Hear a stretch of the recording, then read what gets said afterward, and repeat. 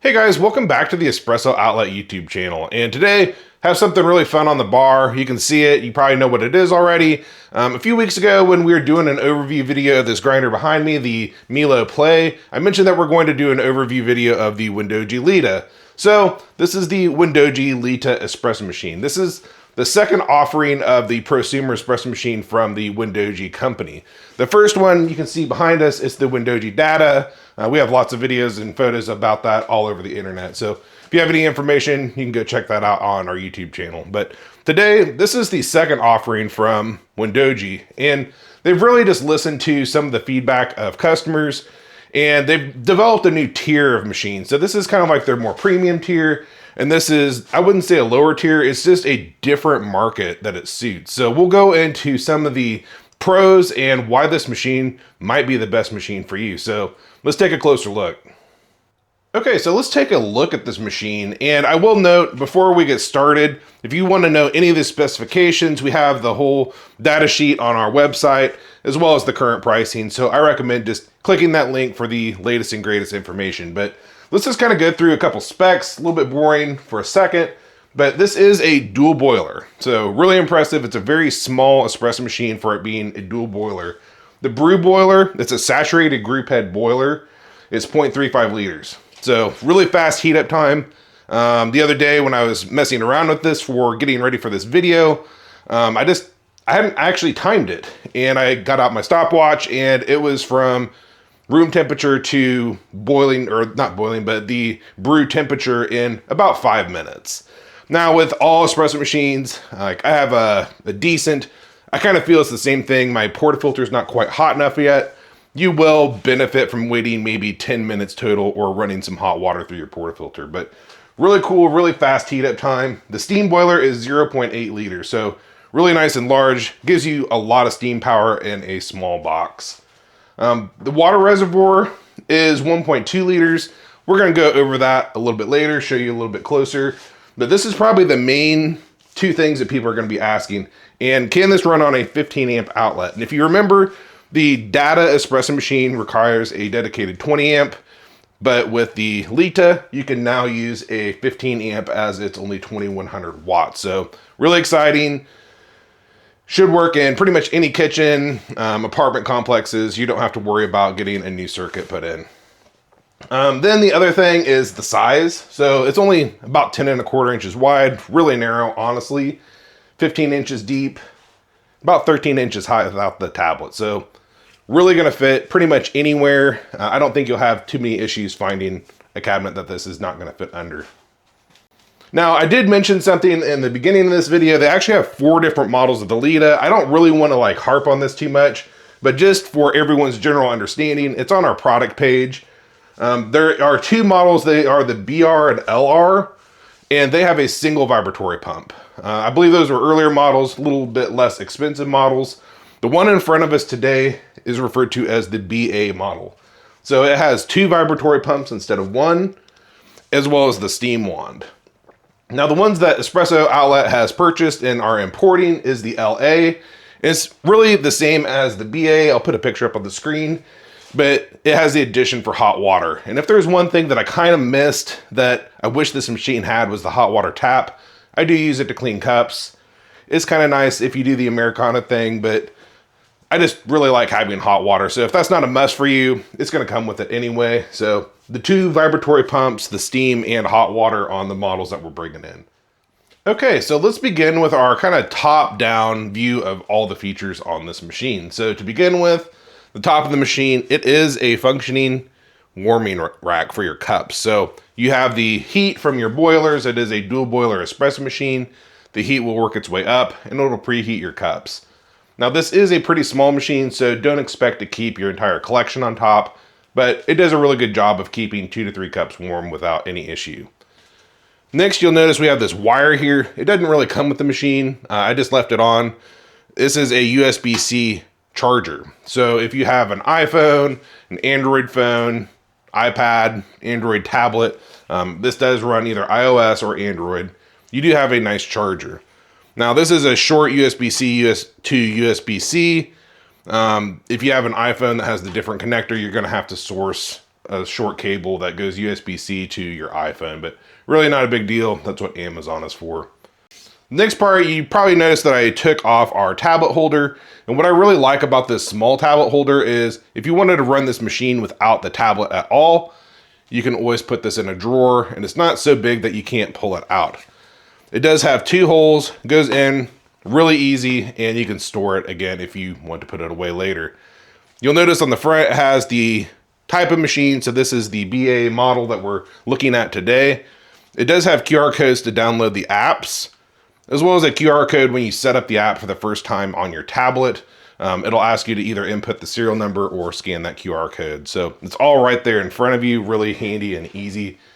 Get a different phone or something, you can set it up within a couple minutes.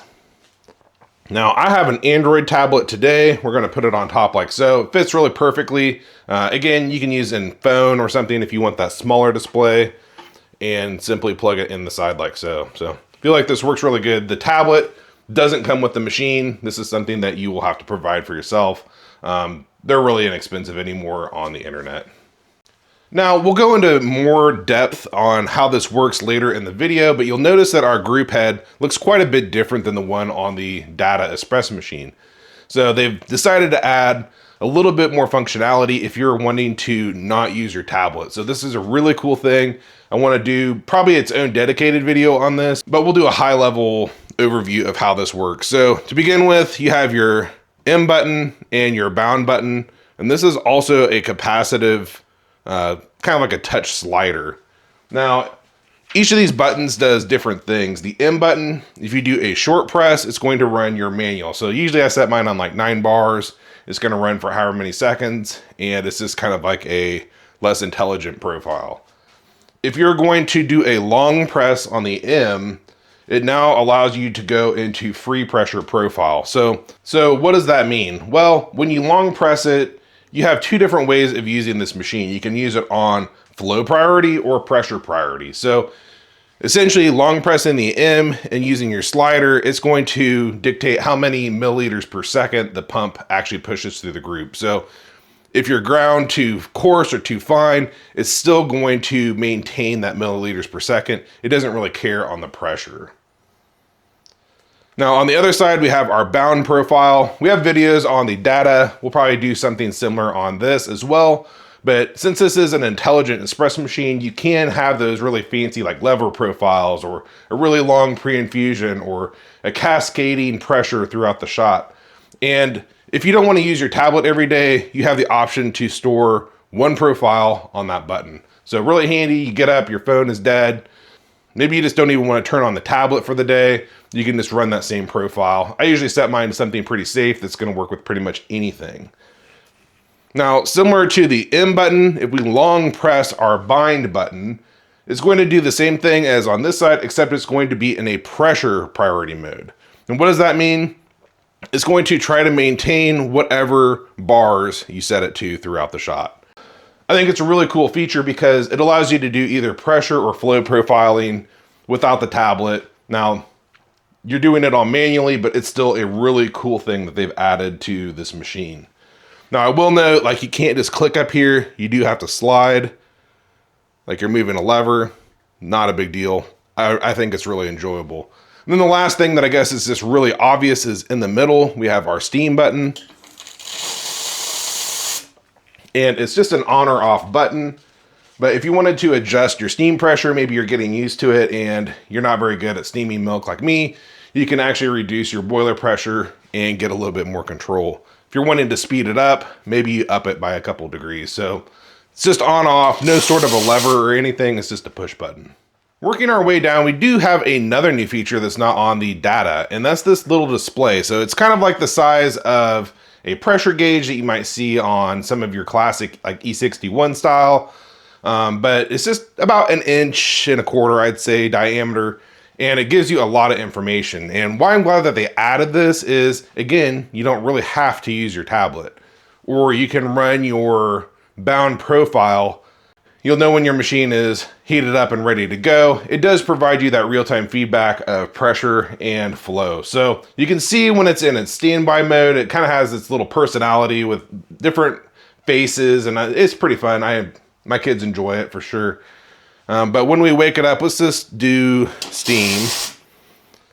You can see that it is going to show and display the brew boiler up top and our steam boiler at the bottom. So as we're brewing or steaming, if we want to see how long our machine needs to recover, is it actually heated up, it's all right there for you. So as you do various things, like you can see with the steam, they do have different icons that come up. A little bit hard to see with the steam, of course. But you can see that it's steaming. When we do an extraction, let's do just a quick one. I did the manual mode, so you can see it's on the M. And when it's done, it will just go back to your normal temperatures. Let's do a flow profile. We're gonna long press the M. And you can see that it's just doing 0.1 milliliters per second, I think. So it's hard for me to see on the camera. If we ramp it up a little bit, you can see that it changes. We do have our bars. There's no puck in it, so it's very low, milliliters per second, and our total extracted volume thus far. And then at the end of the extraction, they have this icon that pops up, letting you know that your espresso is ready. Similarly, if we were to run out of water, I'm just going to trick it here for a second. It's going to signal that you have a water shortage. So it's going to have this sad face, and it's going to let you know that you need to fill up your water tank. Next, off to the side, we do have our steam wand. This is a no-burn steam wand. It has a 3-hole tip. These are removable, so you can take it off. It does have that no-burn sleeve on the inside.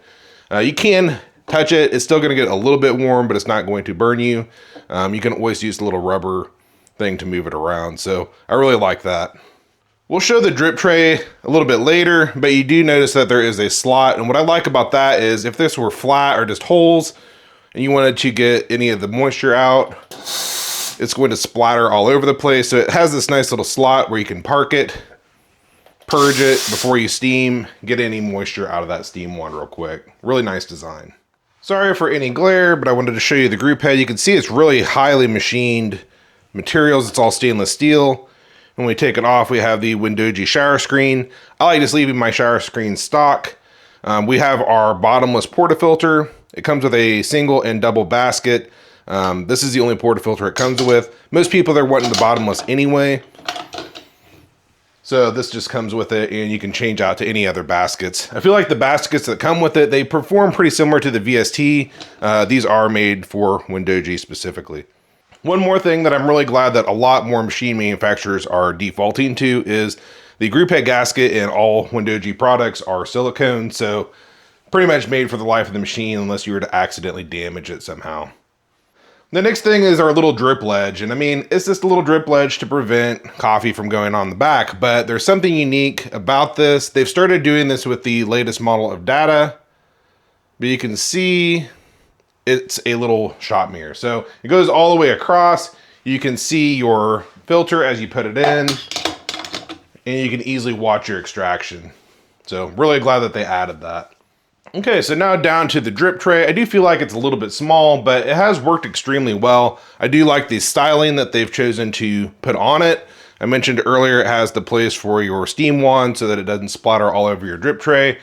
And they did choose to use some magnets. There's some embedded metal in the bottom of the drip tray that holds it into place. This has a very nice, satisfying snap into place. So pull this off to the side. And when we looked at the top of the machine, you probably noticed where's the water tank. And this is something that I kind of go 50-50 on depending on the brand of the machine. So like the L'Espacial Dream T, it fills through the front, and I just feel like it's kind of an awkward filling system.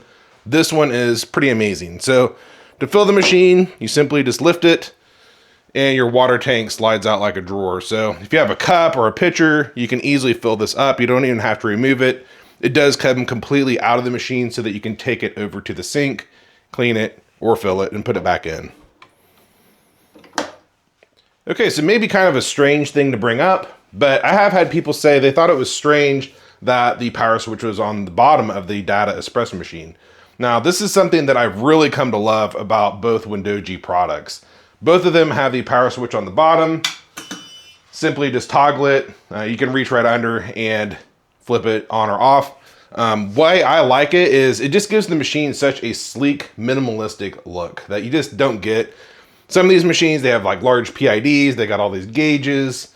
If you get any sort of splatter on the back of your machine behind your group head, now you're trying to clean around all those little crevices. Totally a breeze on this machine. I really like that they've kind of hidden it off to the side.